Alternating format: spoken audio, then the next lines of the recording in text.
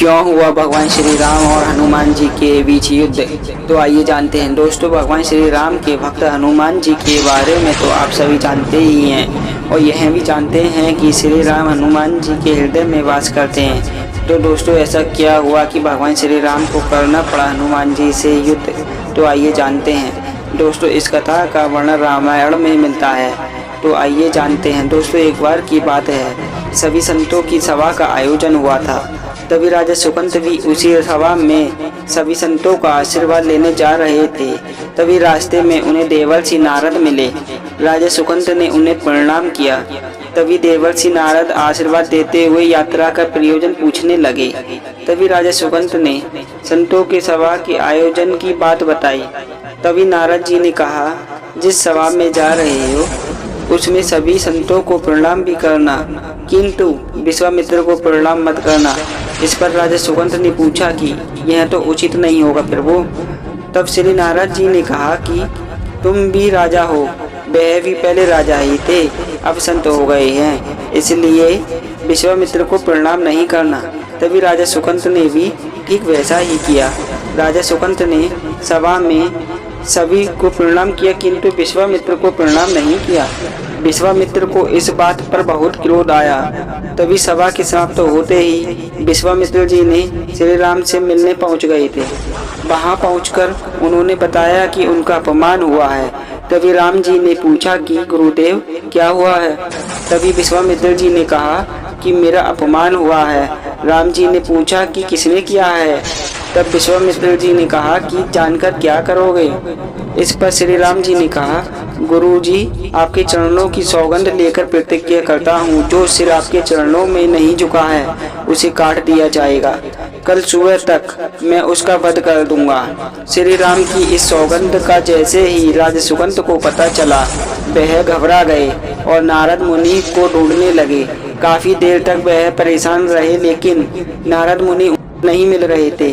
कुछ समय बाद नारद मुनि मिल ही गए। तभी राजा सुकंत ने हाथ जोड़कर उनसे सारी बात बताई, साथ ही अपने प्राण बचाने के लिए विनती भी की।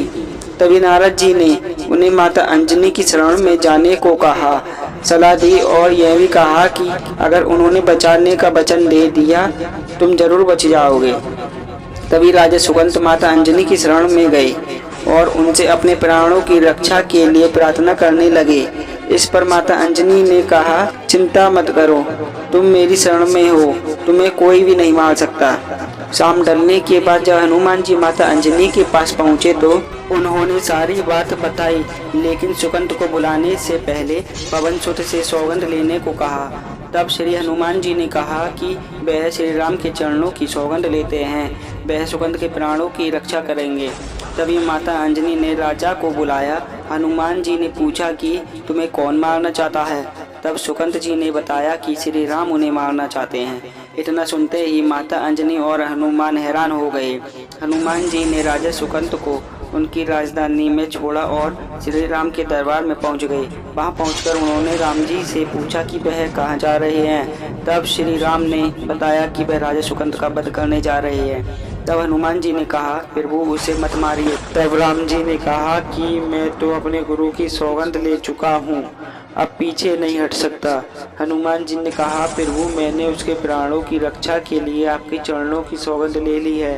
तब राम जी कहते हैं कि ठीक है, तुम अपना वचन निभाओ और मैं तो उसे मारूंगा। तभी हनुमान जी राजा सुकंत को लेकर पर्वत पर पहुंच गए और राम नाम का कीर्तन करने लगे। उधर राम जी मारने के लिए उनकी राजधानी पहुंचे, लेकिन वह नहीं मिले तो वह ढूंढते हुए पर्वत पर पहुंचे। वहां पर हनुमान राम मंत्र का जाप कर रहे थे। राम जी को देखते ही सुकंत डर गए और सोचने लगे कि राम जी अब तो मुझे मार ही डालेंगे। वह बार बार हनुमान जी से विनती करता रहा कि मेरे प्राणों की रक्षा करो। तब उन्होंने कहा कि राम मंत्र का जाप करते रहो और निश्चित रहो। हनुमान जी ने सुगंध को राम मंत्र के घेरे में बिठा दिया। इसके बाद राम नाम का जाप करने लगे। जब राम जी ने राजा सुकंत को देखकर जब बाण चलाना शुरू कर दिया तो वह राम मंत्र के आगे बाण विफल हो जाते थे। तब श्री राम जी हताश हो गए। यह दृश्य देखकर लक्ष्मण जी ने स्वयं हनुमान पर बाण चला दिया। लेकिन वह बाण हनुमान जी पर चलाया, किंतु हनुमान जी की वजह श्री राम जी मूर्छित हो गए। यह देखते ही लक्ष्मण जी दौड़ पड़े और देखते हैं कि बाण तो हनुमान जी पर चलाया था, लेकिन मूर्छित राम जी कैसे हो गए। तब उन्होंने देखा कि हनुमान जी के हृदय में तो स्वयं भगवान श्री राम जी वास करते हैं। कुछ समय बाद श्री राम जी होश में आते हैं और तभी विश्वामित्र भी वहीं पर पहुंच जाते हैं और राम से राजा सुगंध को क्षमा करने के लिए भी कहते हैं, और राजा सुगंध विश्वामित्र से अपनी गलती के लिए क्षमा भी मांगते हैं। तब श्री राम गुरु की आज्ञा मानकर युद्ध रोकने को कहते हैं। तभी नारद मुनि वहां आकर इन सभी लीला का वर्णन करते हुए कहते हैं कि भगवान श्री राम का नाम स्वयं भगवान राम से बड़ा है। इस प्रकार श्री नारद जी ने यह सिद्ध कर दिया कि भगवान राम का नाम स्वयं राम जी से बड़ा है। दोस्तों, वीडियो अच्छी लगी हो तो वीडियो को लाइक जरूर कर देना, और चैनल पर नए हो तो चैनल को सब्सक्राइब करके बेल आइकन को प्रेस कर देना, ताकि आने वाला वीडियो आप तक पहुंच सके। और कमेंट में जय श्री राम जरूर लिखना।